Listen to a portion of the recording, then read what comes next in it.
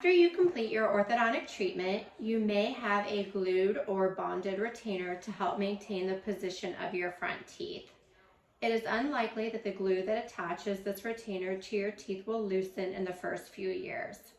However, it can occur especially under heavier forces like chewing on objects, such as your fingernails, pens, pencils, clothing, or improper flossing techniques, and even with eating harder foods such as biting into hard candies or frozen candy bars.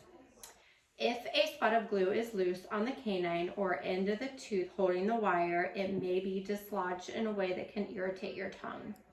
The most important thing is to not attempt to pull or remove the retainer out.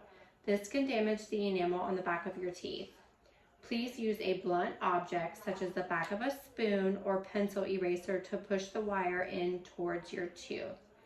If this occurs or a spot of glue loosens from a front tooth but the wire is secure, please wear your removable retainer full time until it is repaired. It will help to prevent any unwanted tooth movement or irritation.